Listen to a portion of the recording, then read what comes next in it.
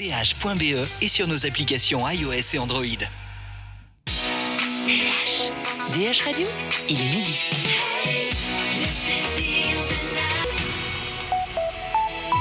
Benoît Dumont, bonjour à tous. Après Bruxelles qui a annulé la foire du midi aux grandes dames des forains qui sont reçus en ce moment à la ville, eh bien c'est la ville de Huy qui réagit dans le même sens aux dernières mesures prises par le CNS à contre-cœur et après avoir longuement réfléchi, jour au lieu d'un mois les autres années.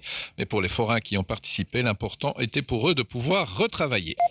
L'homme qui a lancé un cocktail Molotov sur le Parlement hier après-midi à Bruxelles a agi pour dénoncer la manière dont le monde politique gère la crise sanitaire. C'est ce qu'il a dit lui-même, cet homme de 36 ans, déjà connu de la justice aux enquêteurs. Selon certaines sources, il serait lié au milieu d'extrême droite, ce que ne reconnaît pas jusqu'à présent le parquet.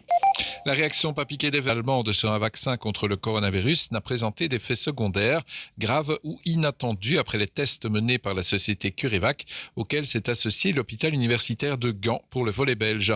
Le centre gantois de vaccinologie teste par ailleurs un autre candidat vaccin développé par le géant pharmaceutique américain Johnson & Johnson, mais ce dernier souffre d'un manque de volontaires âgés de 65 à 75 ans. C'est sans risque, rassure le labo, et lance un appel à candidats pour les personnes qui habitent dans un rayon de 20 km autour de Gand.